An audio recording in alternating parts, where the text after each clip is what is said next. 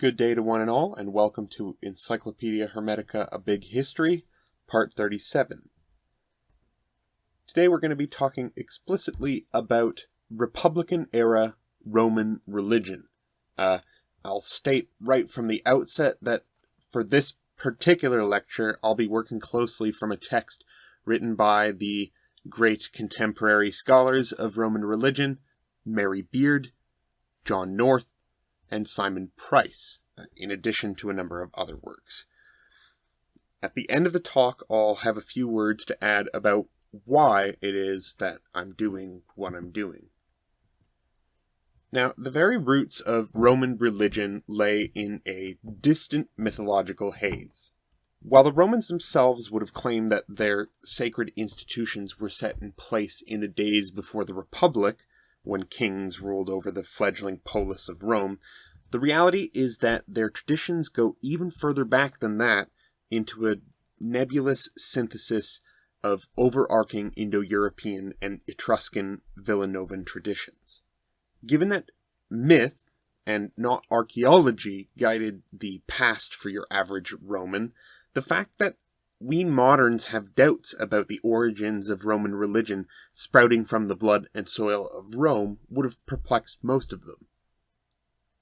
They probably would have laughed at the idea that their priesthoods, gods, festivals, and rituals were all imported from elsewhere, since it really wasn't apparent. Roman religion was a kind of blend between Indo-European polytheism, Etruscan immanent polytheism, and native animism. I've heard somebody make an analogy with Japanese Shinto, and I think that that's quite an astute observation. They had gods like Vervactor, the god of turning over the fallow land, or Imporcitor, the god of plowing the wide furrows. He's very specific. So, by the flourishing of the Roman Republic, writers, poets, and philosophers all agreed that the first king of Rome was Romulus, and it was he who set up the sacred precinct around the city, called the Pomerium. He built the very first temple to one Jupiter Feretrius, a warrior aspect of the Indo-European Deus Pitar, or Sky Father, and he established a number of festivals which would still be celebrated 1,000 years later, such as the Consuelia. The second mythical king of Rome was named Numa, and under his reign there were instituted a number of other traditions. The Romans claimed that Numa established most of the well-known traditional Roman priesthoods, the priesthood of Jupiter, of Mars, and Quirinus, the Pontifices.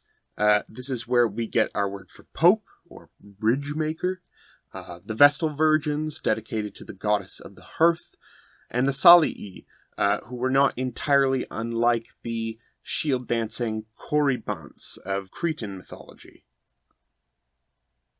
So, at least as early as Romulus and Numa, we've got the Roman people interacting with those Indo-European war gods so well known from their analogues in the Greek world, like Zeus and Ares. But then we've also got gods native to Italy, namely Quirinus, the spear wielder, who was a Sabine god that eventually became the well-known two-faced god Janus, the god of liminality.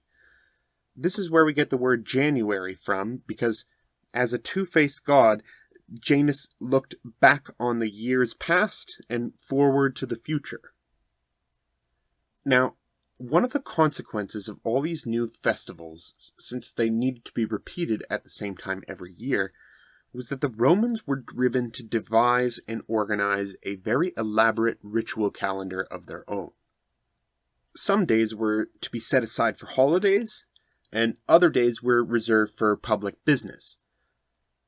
Let's just say that the Romans had no concept of the weekend, They just worked and worked until the rather frequent holy days rolled around for them to get a day off. By about the 2nd century AD, this actually became a problem, since being infinitely creative and staunchly traditional, the holy days started to outnumber the work days, and people spent more time watching games and attending sacrifices than working, which is not ideal when you're at the heart of a world empire. Anyhow, back to Numa for a minute. Being the peaceful king that he was, Numa founded the temple of Janus, whose doors were to be kept open whenever the city was at war. I'll tell you right now, Plutarch, writing around the end of the 1st century AD, gives us a description of the temple, and here's what he said. Janus has a temple at Rome with double doors, which they call the gates of war. For the temple always stands open in times of war, but is closed when peace has come. The latter was a difficult matter, and it rarely happened, since the realm was always engaged in some war, as its increasing size brought it into collision with the barbarous nations which encompassed it round about. But in the time of Augustus it was closed, after he had overthrown Mark Antony. And before that, when Marcus Attilius and Titus Manlius were consuls, it was closed a short time. Then war broke out again once, then war broke out again at once, and it was opened. So yeah, Numa was the first to close the doors of this temple, and it wasn't until 700 years later that Augustus followed suit, ushering in the famous Pax Romana. Now, the Romans actually did recognize that some of their religious practices were based on traditions that went further back than the founding of the city. Centuries before the time of Romulus, around the time of the Bronze Age collapse, King Evander had allegedly brought a number of Greek traditions over from the east, such as the Aura Maxima and the cult of Heracles, or the festival of Lupercalia. This is the Evander who, in Virgil's Aeneid, kindly receives Aeneas and gives him a grand tour of the site that would eventually become the city of Rome. The legendary Aeneas himself was credited with bringing the household gods, or penates, from his native land in Phrygia to their new home in Italy. Just remember, Aeneas doesn't found the city of Rome itself. The idea, at least the mid-Republican synthesis of ideas, is that he founds its people, proto-Romans of sorts, who live in Lavinium and Alba Longa. Indeed, what little we have of the writers Aeneas and Niveus shows that other myths went through a similar process of synthesis, where disparate accounts are all rearranged to fit one coherent historical narrative. We shouldn't assume that this whole spiel given by Virgil is necessarily the original state accounts, but likewise, we shouldn't assume the opposite. Let's just keep an open mind about the possibilities. Now, the kings that followed after Numa also had a great number of elements to contribute to Roman religion. One of these was a ritual performed by what were more or less called treaty priests, fetial priests, from the word foedum, contract or treaty, which is related to the word for trust, fido, fides in Latin, paito in Greek, or the word feudal in English. Whenever Rome declared war, these guys would walk up to their enemy's boundary line, and they would grab a spear and throw it into their land in order to symbolize the official start of the war. The fifth king of Rome, Tarquin the Elder, who had immigrated from the Etruscan city of Tarquinii to Rome, founded the famous temples of Jupiter, Juno, and Minerva. So in Greek, Zeus, Hera, and Athena. These he founded on the Capitoline Hill, making this place a sort of mecca of Roman religion for the next 1,000 years. This, for the Romans, was their equivalent to the divine triad, the agenetos, the genetos, and the autogenetos, the uncreated, the created, and the self-created, which we can see paralleled in a number of other Mediterranean pantheons. I should add that they were probably not conscious of this parallel. Rather, this would have come from Romanized Etruscan ritual, without any of that underlying theology. Carrying on. The following king, Servius Tullius, celebrated Rome's growing dominion over its neighbors by founding the temple of Diana, in Greek Artemis, on the Aventine Hill. By the time Tarquin the Proud got the boot around 510 BC, the general structure of what we'll call traditional Roman religion was in place. There was nothing to, quote-unquote, believe in. This is what the Gnostic revolution of the 1st century would be all about. Rather, what there were bodies of tradition to pass on. Myths, rituals, festivals, priestly offices, sacrifices, that sort of thing. There was no eschatology, there was no creation myth, no prophets or holy men. Roman religion was about orthopraxy, not orthodoxy.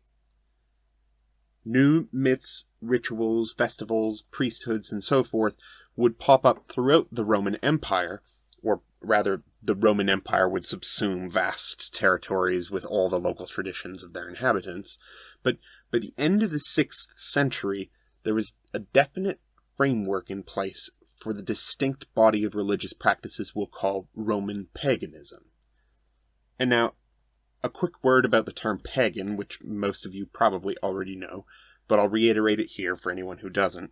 And that's that it is etymologically connected with the French word paysan, whence comes the English word peasant. Pagan is a derogatory term invented by Christian city dwellers in the latter portion of Rome's existence, and it means country bumpkin or redneck, with the implication that if you lived in the city, you'd be a sophisticated Christian like everyone else, and put no credence in silly things like fertility rites or other quote-unquote worldly pursuits. So, generally, it's a term that I try not to overuse, or at least use consciously, despite the fact that it's largely been redeemed, much in the way queer was taken back by the gay community in our day and age. Alright, so moving on. We've got no lack of evidence concerning the early phases of Roman religion. So, for example, we've got the Greek historian Dionysius of Halicarnassus, who wrote 4 entire books on pre-Republican Rome, most of which were concerned with religious matters. The problem with this so-called evidence, of course, is that most authors who wrote about this stuff did so only as early as the 1st century BC, which is a full 600 years after Romulus and Numa's reigns. We have absolutely no contemporary sources to these events, and even if some had been written, they'd have been destroyed during the 390 BC sack of Rome, which I described in our last lecture. A problem that arises from these sources is retroprojection. The accounts of early Rome seem to construct an image of a fairly sophisticated society, more like the metropolis of the 1st century BC than the backwater village of the 8th century BC. We translate reges as kings, but the term chieftain would definitely be more appropriate. This rex word comes from the Indo-European word to direct. You've even got the re in direct that is shared by the Sanskrit raja or the Old Irish ri, both words for king. You've also got Reich for kingdom in Germanic. So, most historians, myself included, doubt as to whether guys like Romulus and Numa even existed. Though, admittedly, it's much easier to think with a hammer than it is to create a coherent narrative of what might actually have happened. The story that Rome was named after Romulus is preposterous. It is the city of Rome that is far more certainly Romulus's namesake. Romulus was just another in a long line of eponymous heroes common to the ancient Mediterranean polis myth-making. Quote-unquote, historical accuracy, as we understand it in the modern sense, was not the end goal of ancient historians. They had more didactic and moralizing ends in mind. So we need to analyze them in accordance with their own values, and needless to say, they did their jobs very well considering we read and draw insight from them today. What they were doing, at least in, say, Livy's case, was perpetuating the Roman brand, or let's say, identity building. They were explaining the world to themselves and to the Greeks, who were the heavy lifters of ancient Mediterranean identity building. Images of early Rome became central to the way Romans conceived of themselves, so they were all too ready and willing to immerse themselves in the telling and retelling of the quasi-fantasy world their ancestors created. It's like I've said before, conservatism is looking back to a golden age that never existed, then using it as your guiding principle, and the Romans were, by and large, a very conservative people.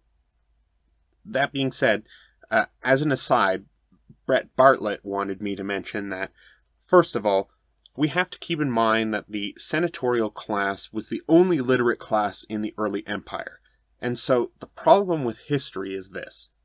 Imagine if 2,000 years from now, all historical documents from 2016 came solely from the Huffington Post or Breitbart.com, and only one of them. Obviously, we would get a strongly skewed perspective. On this issue, Livy is a bit of a paradox. While he routinely harkens back to the mores of yesteryear, he's also notorious for disagreeing with the historian Sallust on the import of corruption and civil strife into Rome. His position is that it's been there since the beginning, and we're overcoming it. It's quite sophisticated in that regard.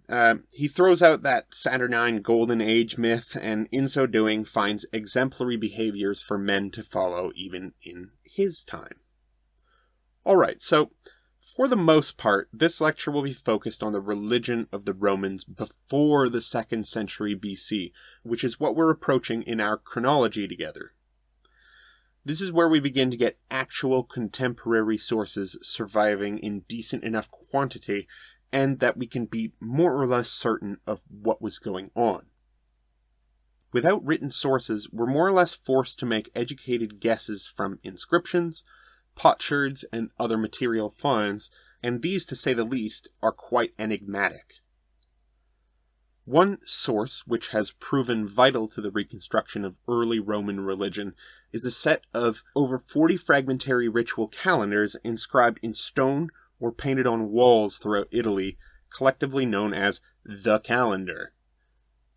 It's important to note that no two fragments are the same. Festival lists differ from one to the next. Nevertheless, these calendars all share a general framework, sharing from the same broad swath of festivals.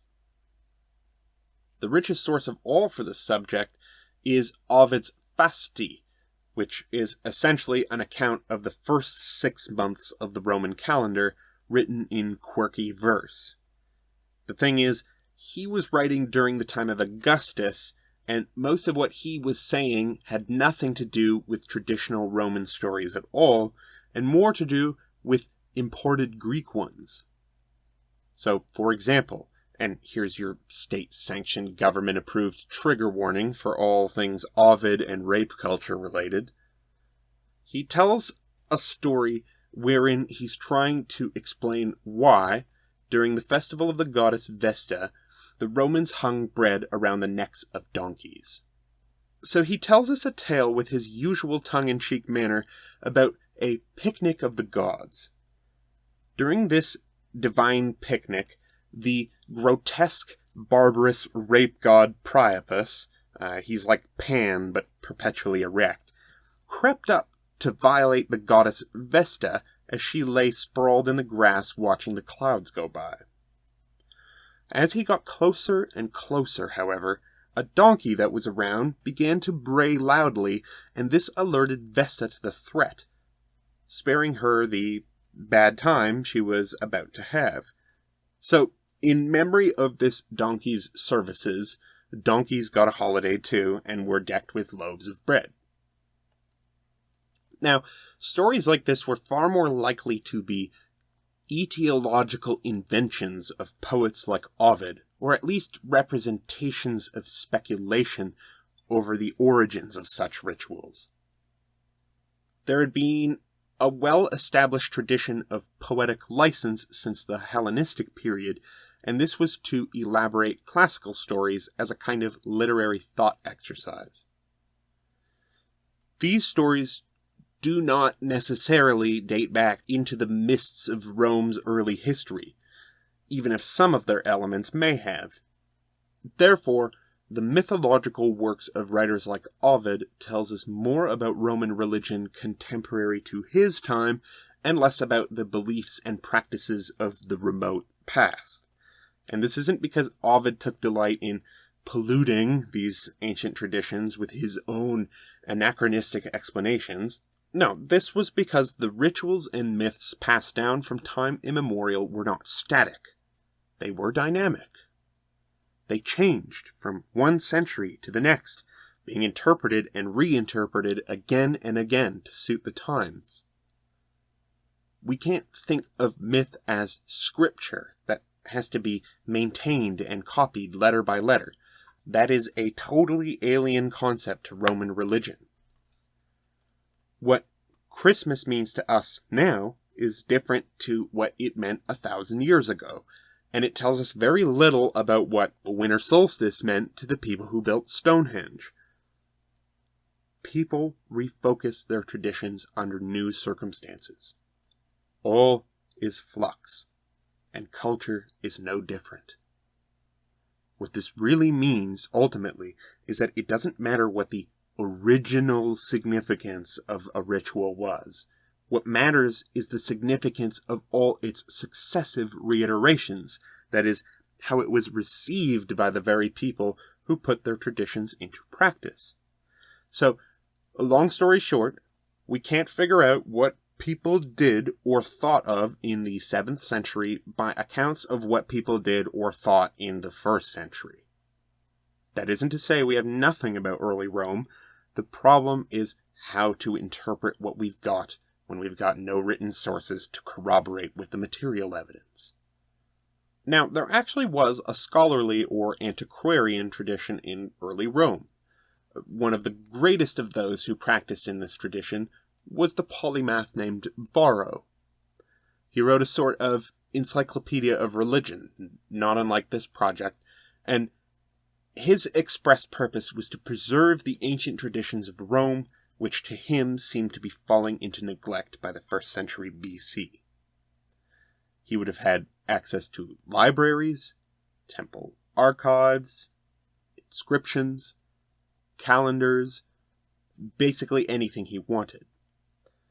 Doubtless, his work would have contained extensive quotes from all these sources, but alas, his work survives in nothing more than small fragments scattered throughout the writings of the Church Fathers, who basically plundered his work in order to prove to the world how baseless, stupid, and absurd Roman religion was. It's quite sad, actually. Now, what we do have, at least, is 35 out of the 142 books of Livy's Ab Urbe Condita, from the founding of the city. And this work of history is preoccupied chiefly with the concerns and societal issues facing the Romans of the 1st century BC specifically. His account is a sort of artificial historiographical reconstruction of Rome's past, focused more so on the official religion of the state rather than religion on the ground level. Livy's express purpose was to write about issues concerned with the state, not religion, except for the degree to which religion is a matter of state. That being said, Livy does provide us with a great deal of information on individual quote-unquote facts. So it's not so much the grand narratives that are factual, but more so the tidbits of information that are sprinkled about these grand narratives. An example for this can be found in Pliny the Elder's writings, who, in his Natural History, gives us the exact date that the tradition of extispici, the reading of sacrificial entrails, was amended to include animals' hearts. This is a weird piece of information that Pliny would have had no reason to make up. And not only that, but he also uses a weird dating system that he couldn't possibly have made up. And that is, the date of the change is given according to the year of the Rex Sacrorum, or the King of the Rites, which was a dating system that was only used in priestly records after the founding of the Republic. So, these are the kinds of bits and pieces we need to look out for as we try to create mental maps of the Roman religious landscape. Now, I alluded to this a bit in the last lecture, and it's something to bring up again. What we need to avoid doing is thinking of Rome's religious history in distinct phases, that is, seeing Roman religion as, quote-unquote, deterioration. That there was some sort of healthy period of real Roman religion, and we can pinpoint it at some specific moment in time, and that everything was downhill from there as they took on more and more foreign accretions. When this real religion crystallized, and when it began to deteriorate, of course, is impossible to tell because it's arbitrary bullshit.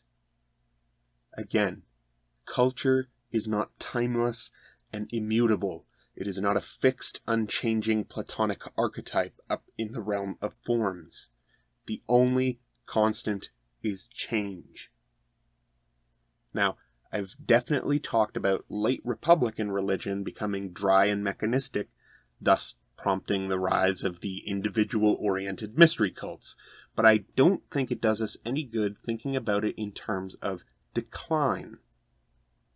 It was the product of a change in consciousness. The world was becoming a much larger place, and the minds of individuals needed to accommodate the changing world.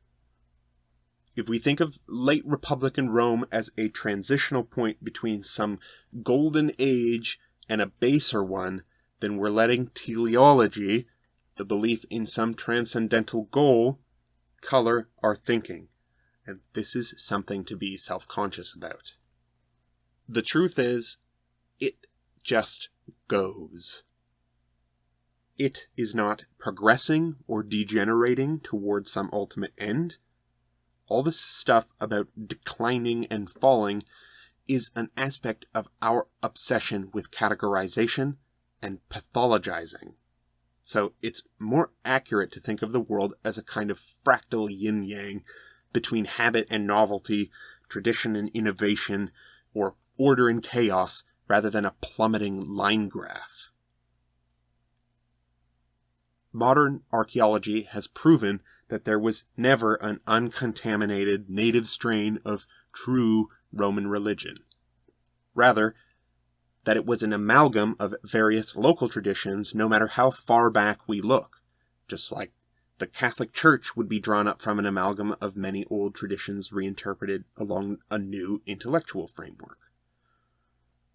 It's impossible to disentangle the Etrurian, Oscan, Faliscan, Umbrian, Sabine, Greek, and even Carthaginian elements in Roman religion, leaving a sort of pre-contamination shell of pure Roman essence.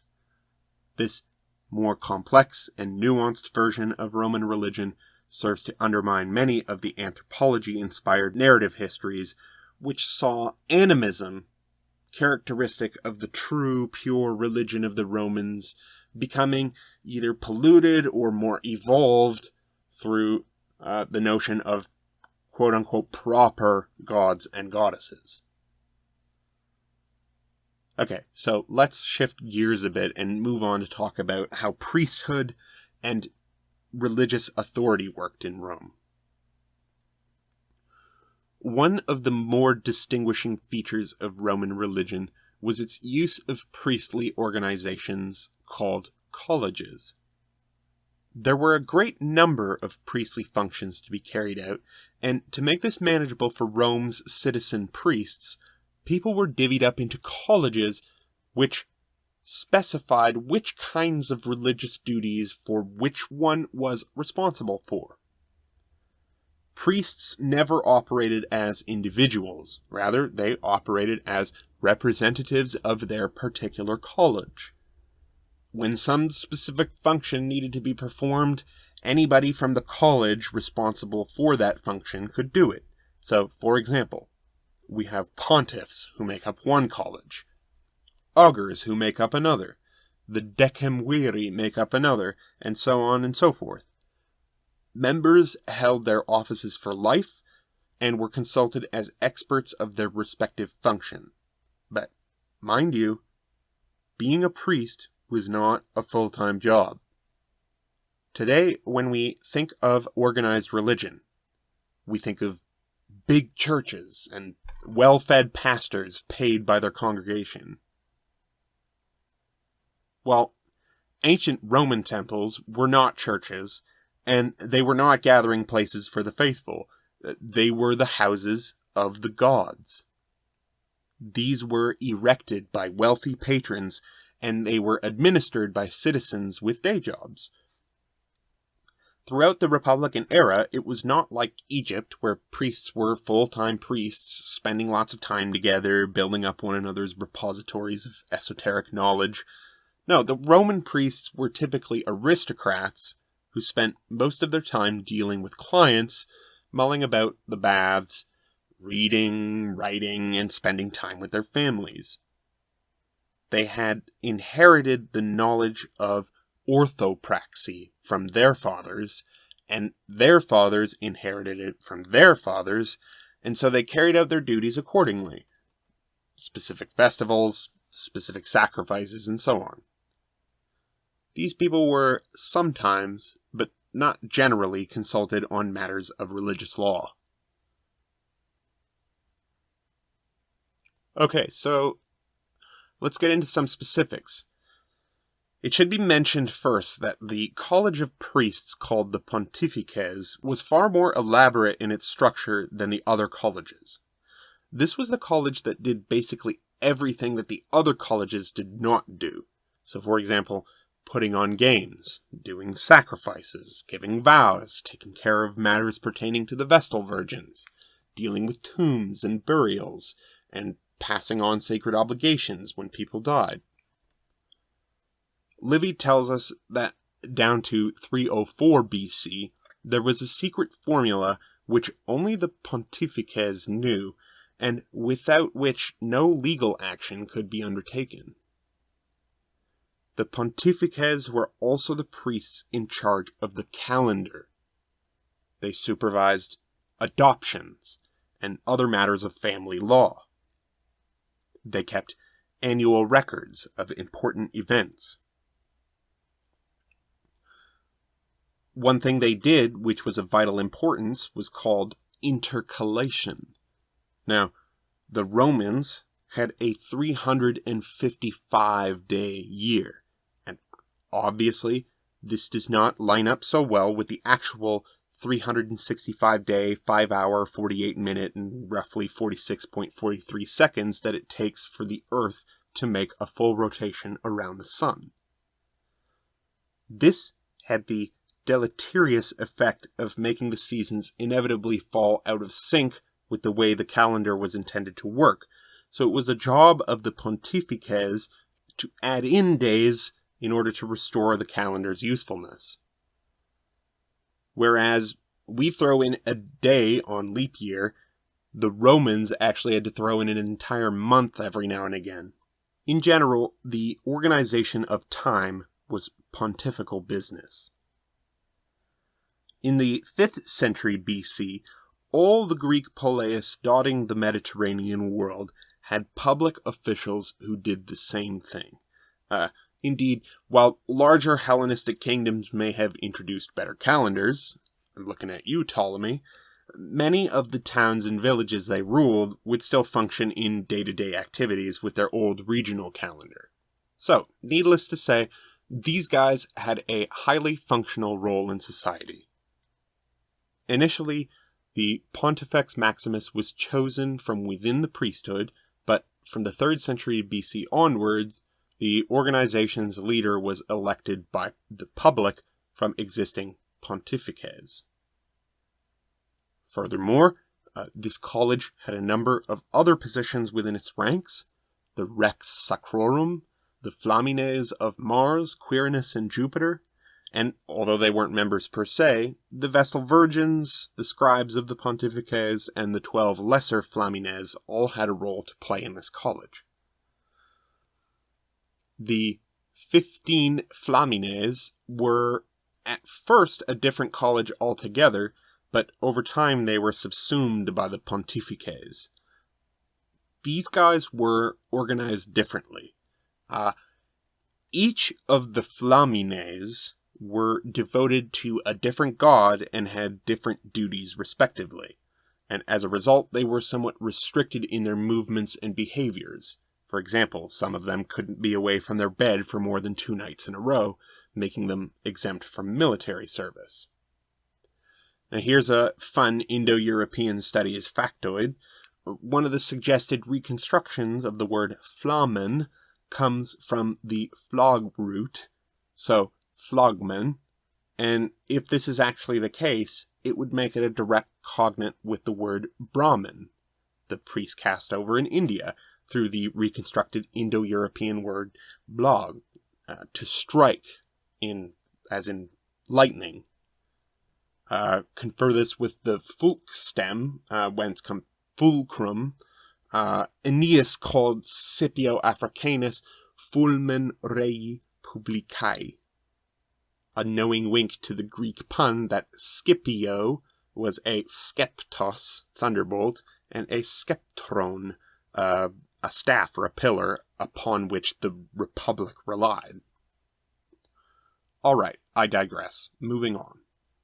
The haruspices, or diviners, were another set of priests whose activities differed substantially from the standard collegial model. One of their chief duties was to determine the meaning of ominous phenomena.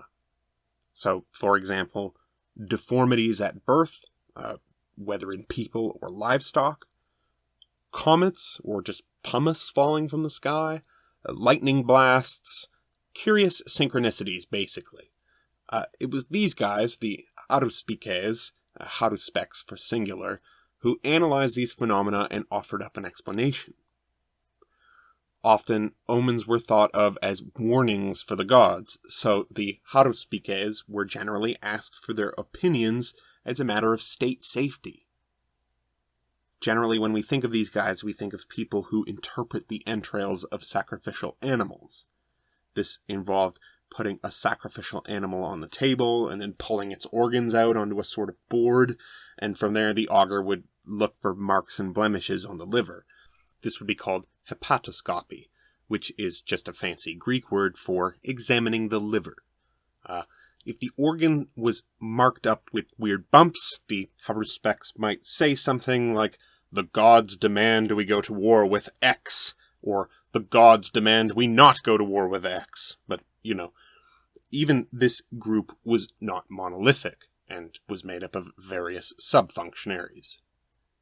We know that by the end of the Republic, the haruspices ceased to be relevant at all, but in the early period of the Republic, they were considered so important so as to have been needed to be imported from Etruria to Rome for their specialty.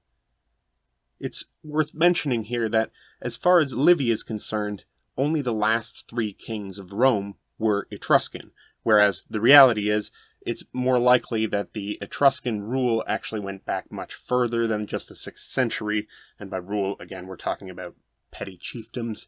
So an elaborate protection racket with priests was par for the course. In any case, all these different types of priestly groups in Rome weren't ranked in any sense of hierarchical organization on account of quote-unquote religious authority. Everyone had their own area of jurisdiction, and everyone kept their own business. Now, what's interesting is that since there was no delineation between the sacred and the secular, there wasn't any such thing as religious authority. There was just authority, authoritas, which was less a matter of force and more a matter of commanding respect. If we consider this, we could see why the capacity for religious decision-making was actually quite widely diffused throughout Roman society, whether priest or not. Nobody had, or even claimed to have, central authority over matters of religion. The next group I want to look at are the augures, or the augurs. These are the guys who divvied up the sky into so-called templa, not unlike the way astrologers divvy up the sky among the 12 signs of the zodiac, except that these guys use rectangles instead of pie pieces. What they would do then was they'd get a cage full of birds, and they, or whoever hired them, would release the birds, and the augurs would make a reading relative to the birds' flight patterns. These templa are not to be confused with what we call temples today. The Latin used the word ides for temple as we understand it. Augurs then were concerned not just with interpreting signs, but also with demarcating sacred space, like the pomerium, for example. We can see this in juxtaposition to the pontifices, who I just mentioned were responsible for dealing more so with time. Anyone wanted to pass a new law, hold an election, or even have a meeting in the Senate, everything had to be approved by the gods. A day of business was either fas, divinely ordained, auspicious, or nefas, divinely forbidden, inauspicious. And you could probably see how an office like this could be used quite effectively to manipulate the affairs of state. If you can just prorogue the Senate with a nefastus die to make sure that an issue doesn't go through, you can use that time as an aristocratic man of business to make necessary changes. This was actually one of the factors behind the gradual delegitimization of the practice in the eyes of the Roman people. In any case, this would not be an issue until the 1st century BC. Okay, so finally, we get to the other two colleges. The Fetiales and the Duoviri, which later became the Decemviri. The Fetiales were basically the war priests of Rome. They were the men responsible for determining whether a war was just or not. And if we can believe Livy, they were also men who acted as ambassadors during war. Now, the Duoviri, the two men, had a pretty cool job, and what they did was guard the Sibylline books. These were collections of prophetic books from the Sibylline Oracle. These were first kept in the Temple of Apollo on Mount Ida, near Troy in Asia Minor, all throughout the 7th century BC. This whole area was really rich in prophetic traditions at that time. From there, it got passed eastward to Asia Minor, and from there it traveled to Cumae in Italy, and from there to Rome. These Sibylline oracles would even have a place in the hearts of medieval Christians. If you're familiar with the Requiem Masses, you'll recall the rhyming lines, Dies ire, dies illa, solvet cyclum in favilla, teste David cum Sibylla. So, day of wrath, oh that day when the world will be dissolved in ash, as it was foretold by King David and the Sibylline oracle. It's great stuff. It's the kind of stuff everyone wants to hear at the funeral of their loved ones, but I digress. The story goes that King Tarquin bought them from the Cumaean Sibyl. She offered to sell Tarquin the whole collection of these 9 books of prophecy, but when he refused the initial price, she immediately took 3 of the books and threw them into the fire, and then offered to sell the 6 remaining books for the same price. He refused again, and so she gave him a death glare and tossed in another 3. Finally, he came to his senses and agreed to buy the remaining 3 books for the full price of the original 9, so she'd spare them, and then he placed them in the Temple of Jupiter in Rome.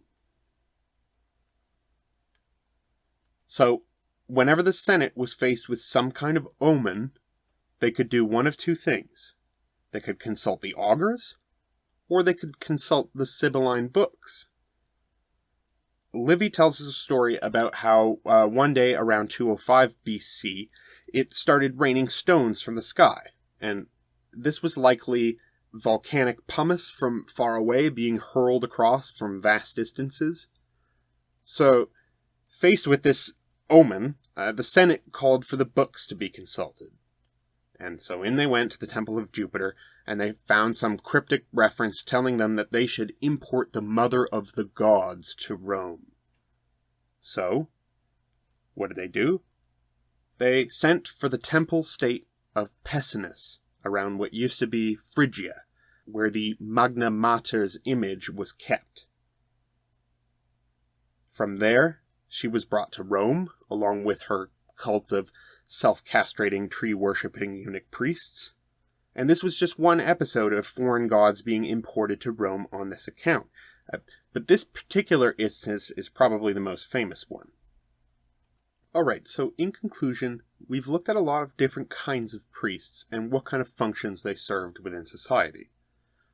We've seen how the sacred and the secular were essentially indistinguishable from one another, in addition to the so-called political and non-political realms.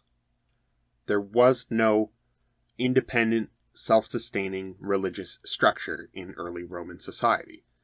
These were citizen priests, leading senators and such, not some separate caste like the Brahmin of India or the priests of Egypt. Though the Romans were in principle guardians of religious rites and at times the keepers of secret lore, they weren't selected according to their spiritual gifts or anything like that. There was no criteria other than political status and the quality of your family's blood. There were always men with bigger fish to fry in business or in politics than in mere religious matters, which makes sense too, because it's only through these endeavors that these men could afford the leisure time to do any kind of religious work whatsoever. Alright, so that's all I want to say for today. We'll get more into detail as things become relevant, but hopefully this gives you a picture of Roman religion as being somewhat unique and distinct from, say, the polytheism of Greece, Egypt, Babylon, or Syria, the monotheism of Israel, the Zoroastrianism of Persia, and so on and so forth. So that's the end of the main lecture for today. Next lecture we'll discuss the quote-unquote proper gods and goddesses, spirits, and heroes of Rome specifically, which will be pretty fun. For the next few minutes, I want to address the question that was asked by a listener, and that's why? Why do I do what I do? And that's a perfectly fair question. Every great historian from antiquity, from Herodotus to Thucydides, Livy, and so forth, set out to write their histories with an ideal in mind. Nobody was looking to give annals anymore, boring, albeit important lists of kings and dates. No, these men wanted to bring the past alive, to stimulate the memories of their readers. Herodotus, sometimes called the father of lies, was nevertheless also credited with the lofty title of father of history. Herodotus invented history when he decided to publish his quote-unquote inquiries. And that's exactly what historia means in ancient Greek. Inquiries, questions, investigations. He's asking questions and showing us the results. At the very beginning of his book, he wrote, "This is the display of the inquiry of Herodotus of Halicarnassus, so that things done by man not be forgotten in time, and that great and marvelous deeds, some displayed by the Greeks, some by the barbarians, not lose their glory, including, among others, what was the cause of their waging war on one another." So let's break this down. We've got a purpose. We've got meaning. That's a good start, since we've got to make that up for ourselves. For Herodotus, it was so that humanity's deeds could not be forgotten, which is a noble purpose, if you ask me.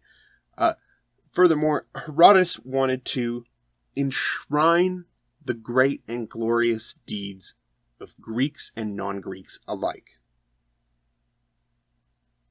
In other words, he wanted to extend the purposes of those individuals. Whether people talk about us after we're dead or not, our deeds echo through the multiverse. But it's nice to have the world recognize your passions. The last thing on the list for Herodotus was the reason, the aitios. That these Greeks and non-Greeks waged war with one another. This too is a noble purpose in my mind, and although I don't think history is, nor should be, purely didactic, I think we can all agree that war is disagreeable, best avoided, and it would be nice to know the causes behind most wars so we can avoid repeating those situations in the future. So, this grand purpose of Herodotus, made up of 3 sub-purposes: to remember, to glorify, and to know the causes of things. This was not handed to Herodotus on a plate. No, this was conjured up from the depths of his creativity. This meaning or purpose was not discovered. It was created. Created specifically to fill a void. That great black howling abyss of meaninglessness and absurdity which besets us all.